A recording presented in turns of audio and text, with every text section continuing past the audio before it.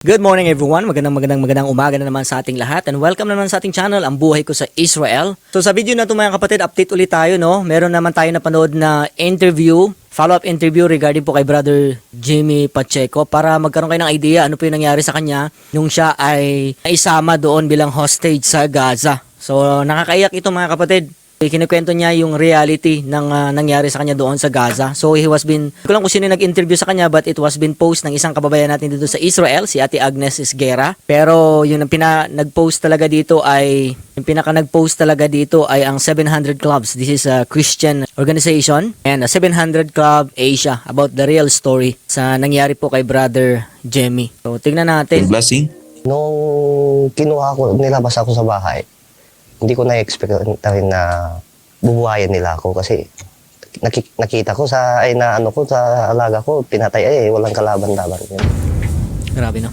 Sa exclusive one-on-one interview ng Operation Blessing, ikwinento ni Jimmy Pacheco Operation ang lahat Blessing ng yung kanyang nag-interview sa naranasan kanya. sa kamay ng Hamas. Putukan doon sa mga kabilang bahay. Nag-iwan na lang ako ng message na bahala ka na sa mga anak natin, alagaan mo silang mabuti. Grabe no. Kung may makukuha man akong money dito, tabi mo, gamitin nyo sa future ng mga anak ko. Kako.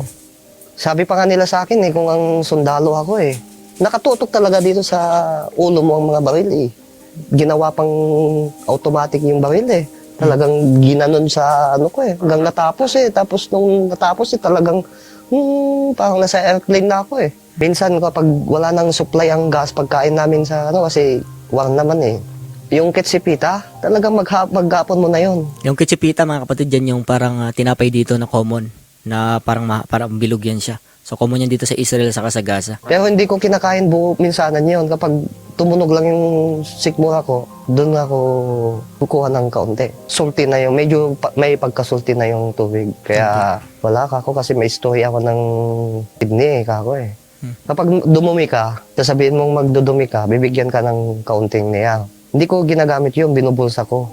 Pagkain to ako. Grabe no, tissue. Gagawin nila yung pagkain.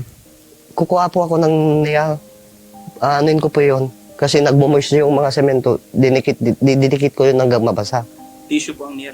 Oo. Grabe. Didikit ko sa mga semento, sa mga pader-pader. Kasi nasa 40 meters ata ang lalim nun Grabe no, so sa tunnel talaga sila nilagay mga kapatid ng Hamas. Mapapansin natin, tissue. Dinikit niya sa tunnel kasi nagmumoist. So that time siguro nung umulan, tissue. So makita natin hindi po vacation talaga yung nangyari sa mga hostages. Pahirap talaga. Hanggang mabasa yung tissue, kakainin ko na rin po yun. Grabe. May laman na yung sikmura ko, may tubig pa rin yun. Paglilinisin ka sa loob ng tunnel, 7 shirotin, 7 toilet. Tissue, kinakain. Okay lang to ako kasi para sa amin naman to Kung mabaho na wala naman pagpupuntahan yung baho kasi tunnel yun. Nung una, talagang ang first week, second week, talaga doon ako sa kulungan. Nandun na yung CR ko. Parang ganyan, sa kwarto, dyan na lang mo ilalapag yung foam, nandyan na rin yung CR ko na open. Wala na tayong magagawa, bilanggo tayo. Ang malaking kaisipan ko noon, bakit nila ako dinala dito? Parang yung utak mo para papunta na sa pagkabaliw Grabe.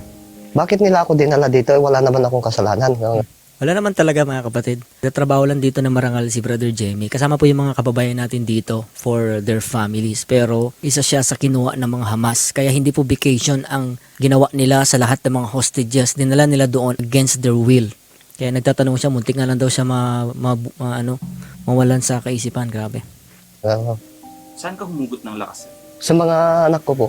Kaya naisipan kong Lilit pa ng anak niya, kumain na ng tatlo. mga toilet tissue na yan. Kasi para sa mga anak ko, to kako Sabi ko sa Panginoon, 12 years old akong iniwan ng tatay ko. Huwag mong gawin sa akin to kako. Buhayin mo ako, Panginoon kako. Willing ako mag-stay dito hanggang kako. Kahit 10 taon basta buhayin mo ako kako. At makalipas ang mahigit isang buwan, isa si Jimmy sa unang batch ng hostages na pinakawalan noong November 24. Kunin ko daw yung gamit ko. Kasi may plastic ako dun Plastic talaga. Tapos ang laman, toothbrush.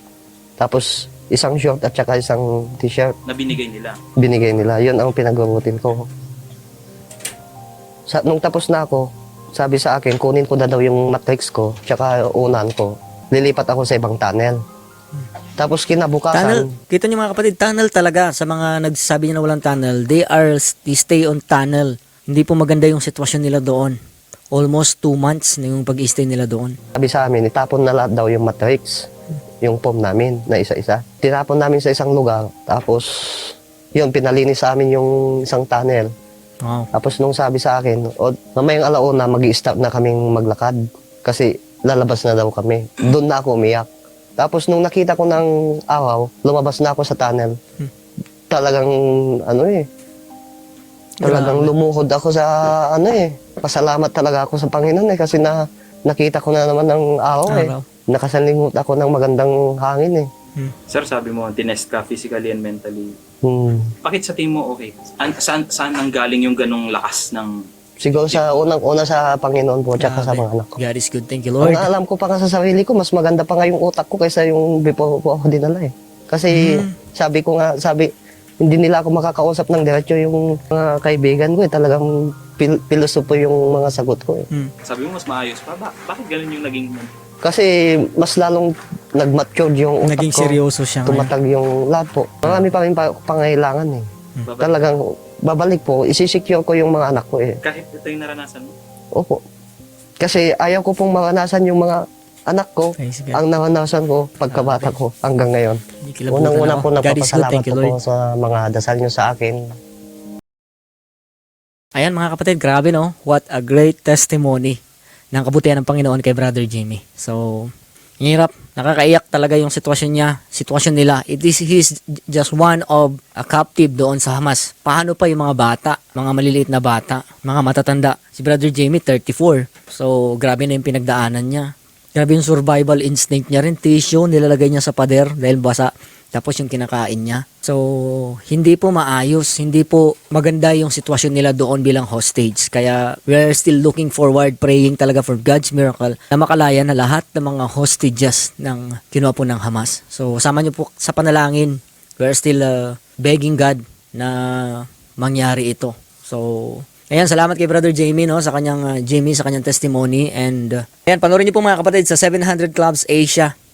Yan, mag-subscribe na rin kayo doon kasi this is a Christian organization and marami po kayong makikita ng mga stories, testimony how the Lord has been good sa buhay po ng mga tao na ito na nakita talaga nila yung grace ng Panginoon. So anyway, maraming salamat. Yan lang muna mga kapatid, yung update natin. So if you are new sa aking channel, don't forget to like at mag-subscribe ka na rin mga kapatid. I-share mo rin yung live story na ito para makita nila that there is God and God is always good and He is the God of miracle. So ayan, see you again sa ating mga susunod na videos.